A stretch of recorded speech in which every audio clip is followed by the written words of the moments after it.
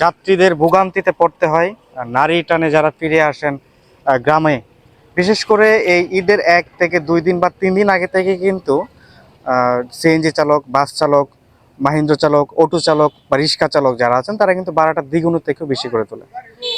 আপনারা জানেন ইতিমধ্যে কিন্তু গৌরীপুরের যেই সিএনজি স্টেশন, সেই সিএনজি স্টেশন থেকে যারা ময়মনসিংহের উদ্দেশ্যে এই মুহূর্তে যাত্রা করছেন তাদের থেকে কিন্তু নর্মালি যে 50 টাকা ভাড়া সেটি রাখা হচ্ছে, কিন্তু তার ব্যতিক্রম হচ্ছে ময়মনসিংহে থেকে যখন গৌরীপুরে কেউ প্রবেশ করছে তাদের ভাড়া হয়ে যাচ্ছে দ্বিগুণ।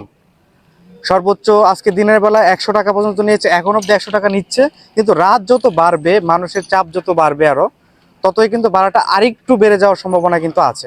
এই ব্যাপারে কি উদাসীনতায় কি প্রশাসন বা আইন শৃঙ্খলা বাহিনী, কাদের নজরদারিতে এই মুহূর্তে আছে এই সড়ক বিভাগ? বর্তমানে আমি এই মুহূর্তে অবস্থান করছি গৌরীপুর বাস স্ট্যান্ড। যে বাস স্ট্যান্ডেই সিএনজি স্টেশন যেটা বলা হয় সেই স্টেশনে দাঁড়িয়ে আছি। এখানে কিন্তু সম্পূর্ণ এখন সিএনজি নেই বললেই চলে। একদম একটা সিএনজি সর্বশেষ আমি এসে পেয়েছিলাম, সেটাও কিন্তু এই মুহূর্তে এখান থেকে চলে গিয়েছে ময়মনসিংহের উদ্দেশ্যে। এখন আমি সিএনজি চালক ভাইদের সাথে কথা বলেছিলাম, তারা যেটি জানিয়েছেন মূলত আজকের এই যে ভাড়াটা বৃদ্ধি পাওয়ার মূল কারণ ময়মনসিংহ, যখন তারা গৌরীপুর ছেড়ে যায় তখন তাদেরকে খালি যেতে হয়। খালি যাওয়ার মূল কারণটার মধ্যেই কিন্তু তারা ধরেছেন যে ভাড়াটা তাদের দ্বিগুণ নিতে হবে। যেখানে ভাড়া নর্মালি 50 টাকা, সেই ভাড়াটা কিন্তু এই মুহূর্তে ময়মনসিংহ থেকে যারা গৌরীপুর প্রবেশ করছে তাদের থেকে ভাড়া নেওয়া হচ্ছে 100 টাকা। আমি এখানকার যে সিএনজি স্টেশনের যে মাস্টার, তার সাথে কথা বলেছিলাম। তিনি আমাকে যেটি জানিয়েছেন যে এখানে সম্পূর্ণ রকম টুল যেটা নেওয়ার কথা ছিল সেটাই নিচ্ছেন, এখান থেকে ভাড়া যেটা নির্ধারিত সেটাই নিচ্ছেন, কিন্তু ময়মনসিংহ থেকে যেই ভাড়াটা নির্ধারণ করে দিচ্ছেন তারা কিন্তু সেই ভাড়ায় আসছেন। এখানকার যে স্টেশন মাস্টার কিন্তু তিনি তার দায়টা সম্পূর্ণরূপে ময়মনসিংহ যে স্টেশন মাস্টার আছে, সিএনজি স্টেশন মাস্টার আছে, মাহিন্দ্র স্টেশন মাস্টার আছে, তাদের উপরে কিন্তু দাপিয়ে দেওয়া হচ্ছে। আমি কিন্তু কথা বলেছিলাম ড্রাইভারদের সাথে, কিন্তু ড্রাইভার কিন্তু তারা সেটাই বলছে, ময়মনসিংহ থেকে যেটা নির্ধারণ করে দেওয়া হয়েছে সেটাই কিন্তু বাস্তবায়ন করা হচ্ছে। এখন কথা হচ্ছে ময়মনসিংহ থেকে যেটা নির্ধারণ করা হয়েছে সেটা কেন কার্যকর হচ্ছে এই গৌরীপুরে এসে? গৌরীপুরে যারা ভুক্তভোগী যাত্রী আছেন, যারা নারী ট্রেনে গ্রামে ফিরছেন, এখনো ফিরছেন বা পরবর্তীতে আগামীকালকে আসবেন বা ঈদের আগের দিন পর্যন্ত আসবেন, তাদের কিন্তু এই বাড়তি ভাড়াটা গুনতে হচ্ছে। আমি কথা বলবো এখানকার যে সিএনজি স্টেশন মাস্টার, তার সাথে। আপনাদের যে বিষয়টা আমি একটু জানতে চাচ্ছি, জনসাধারণ এবং যাত্রীদের অভিযোগ হচ্ছে টোল ভাড়া বৃদ্ধির কারণে এবং যেই খরচটা এই মুহূর্তে বেড়েছে, এটার বিষয়টা আপনি আসলে কিভাবে দেখছেন বা আসলে আপনারা বেশি নিচ্ছেন কিনা? আসসালামু আলাইকুম। আমি সর্বোপরি বলবো যে আজকে এবং গতকালকে ময়মনসিংহ থেকে যে ভাড়া আসতেছে সেটা ড্রাইভার এবং কি স্ট্যান্ডের যে মাস্টার আছে ব্রিজে, তারা সমন্বয় করিয়া তারাই ভাড়াটা বাড়াইছে। এখানে যাত্রীরা জিম্মি, আমি সত্য কথা বলতেছি, যাত্রীরা জিম্মি। আমরা আমাদের যে ড্রাইভারগুলো আছে তারা স্ট্রাইক করছে, তারা এর ভাড়ার নিচে মানে ভাড়া কমে তারা আসবে না। এখন যে স্টেশন যে মাস্টার আছে ময়মনসিংহ ব্রিজে, ড্রাইভাররা তারা সহযোগিতা করতেছে, বরঞ্চ তারা চাঁদাটাও বেশি নিতেছে। যে চাঁদাটা নেওয়ার কথা ছিল 20 টাকা, সেখানে তারা নিচ্ছে 100 টাকা। এই 100 টাকা নেওয়ার কারণে তারা ড্রাইভাররা সুযোগ পাইছে, সুযোগ পাইয়ে তারা ভাড়াটা বেশি নিচ্ছে। তো আমি মনে করি যে আমি নিজে অপরাধ করব না, কাউকে অন্যায় করার সুযোগও দেব না। এই যে আপনারা দ্বিগুণ ভাড়াটা নিচ্ছেন কেন? গ্যাসের আগে গেছি ভাই, হ্যাঁ 4 ঘন্টা লাগছে। 4 ঘন্টা লাগছে, সময় বেশি লাগছে। সময় বেশি। আর ওখানে যাত্রীর চাপ কেমন?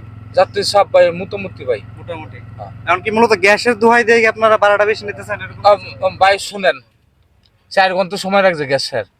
গাড়ি ছাড়াই জমা দেয় 600 টাকা, আছে 300। পারছি হ্যাঁ 5টার সময়। আইনা ভাই আমি যে কাম করি না, আমার কয় টাকা রোজ দিবেন কত বলেন? হ্যাঁ 400 টাকা তো দিবেন। ওর আমি হ্যাঁ বেতন হয়ে যায় মাত্র 200 টাকা সারাদিনে। সারাদিনে। কয় ট্রিপ মারছেন আজকে? সরবার গেছি, ঝড় গাইছি। হ্যাঁ, একটা কথা বলি, আসছেন তো ময়মনসিংহ থেকে না ঢাকা থেকে? ময়মনসিংহ থেকে। নর্মালি তো ভাড়া আমরা জানি 50 টাকা করে নেওয়া হয়। আজকে যে ভাড়াটা একটু বেশি নিচ্ছে, ঈদ উপলক্ষে যে বেশিটা নিল, এতে কি আপনাদের একটু কষ্ট হচ্ছে বা তাদেরকে দিতে অসুবিধা হচ্ছে কিনা বা একটু ভোগান্তিতে হয়েছে কিনা?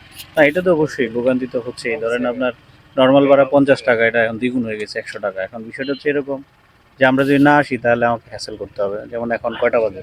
আপনার 10টা বাজে।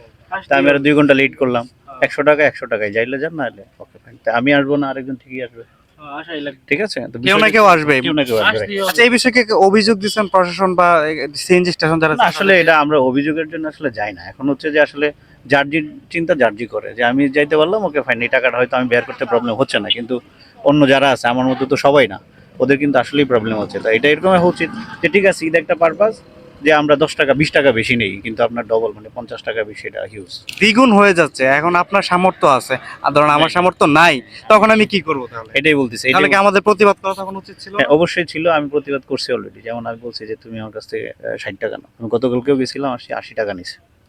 আজকেই আমি গেছি, আমি গরিপুর থেকে গেছি, 50 টাকা নিছে। যাওয়ার সময় 50 টাকা নিছে ঠিকই, কিন্তু আসার সময় ওরা বলতেছে যে ভাই 2টা দিনই তো।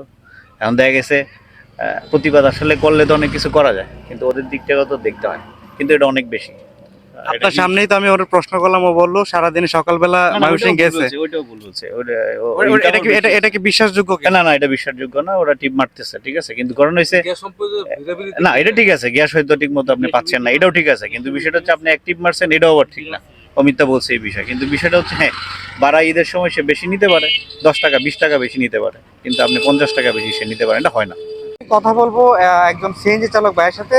মূলত বিষয়টা আসলে কি, তিনি এটা খুলাসা করতে পারবেন। আচ্ছা ভাই, এখানকার একটা অভিযোগ হচ্ছে আপনারা তো এখান থেকে 50 টাকায় যাচ্ছেন ময়মনসিংহের উদ্দেশ্যে, কিন্তু ময়মনসিংহ থেকে আপনারা যখন গৌরীপুর আসেন তখন ভাড়াটা দ্বিগুণ হয়ে যাচ্ছে, কারণটা কি? কারণটা হচ্ছে মনে করেন আমরা আগে জিবি দিতাম 20 টাকা, আর এখন আমরা গেলে জিবি দিতেছি 100 টাকা।